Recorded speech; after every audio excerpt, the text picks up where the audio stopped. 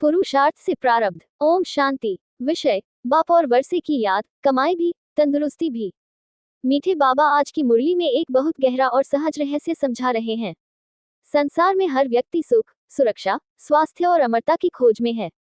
कोई धन कमाने में लगा है, कोई शरीर को स्वस्थ रखने में, कोई भविष्य को सुरक्षित बनाने में। लेकिन जितना मनुष्य बाहर खोजता है, उतना ही अंदर खालीपन अनुभव करता है। बाबा कहते हैं, बच्चे, जिस खजाने को पाने के लिए दुनिया भटक रही है, वह तुम्हें सहज रूप से मिल सकता है। केवल बाप और वर्षे की याद में ऐसी शक्ति छिपी है जो आत्मा की कमाई भी बढ़ाती है और उसे स्वस्थ भी बनाती है।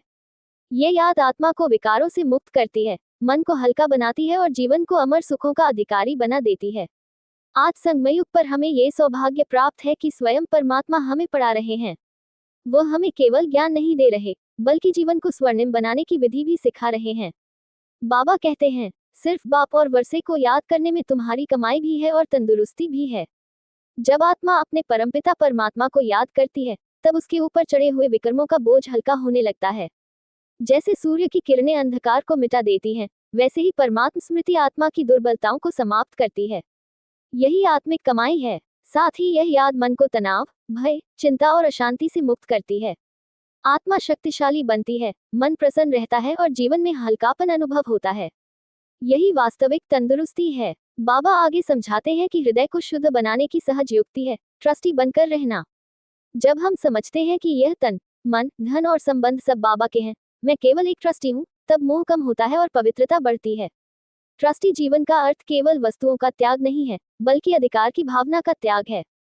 जहाँ मेरा समाप्त होता है, वहाँ तेरा शुरू होता है, और जहाँ तेरा शुरू होता है, वहाँ हृदय शुद्ध और हल्का हो जाता है। बाबा कहते हैं कि जो श्रीमत के अनुसार जीवन जीते हैं, वे भी शिव बाबा के भंडारे से खाते हैं। ऐसा जीवन आत्मा को भरपूर बनाता है और उसे हर प्रकार की आध्यात्मिक संपन्नता प्रदान करता है। हमारे जीवन में आज हम देखते हैं कि छोटी छोटी बातों में मन अशांत हो जाता है। कभी किसी व्यक्ति के व्यवहार से, कभी परिस्थितियों से, कभी अपेक्षाओं से दुख होता है। इसका मूल कारण है मेरा और मैं की भावना। जब हम ट्रस्टी बनकर जीना सीख लेते हैं, तब परिस्थितियां बदले या न बदले, हमारी स्थिति स्थिर रहने लगती है। यदि घर में कोई वस्तु टूट जाए, कोई योजना पूरी न हो, कोई व्यक्ति हमारी अपेक्षा के अनुसार व्यवहार न करे, तब भी हम सहज रह सकते हैं क्योंकि हमें स्मृति रहती है, ये सब बाबा का है, मैं केवल निमित्त हूँ। इसी प्रकार जब हम दिन भर में बार बार बाप और वर्षे को याद करते हैं, तब मन व्यर्थ संकल्पों से बचता है। आत्मा में शक्ति आती है, खुशी आती है और सेवा का उमंग बढ़ता है। यही संगमयुग की सबसे बड़ी कमाई है, वर्तमान में शांति और भविष्य में स्वर्ग का वर्षा। संक्षिप्त अभ्यास। कुछ क्षण स्वयं को एक ज्योति बिंदु आत्मा अनुभव करें।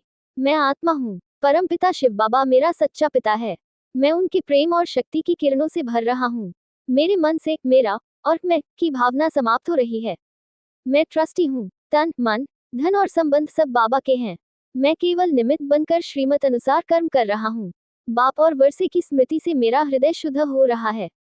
मैं हल्का हूँ, मैं शक्तिशाली हूँ, मैं सदा सुख और शांति के वर्षे का अधिकारी हूँ। ओम शांति।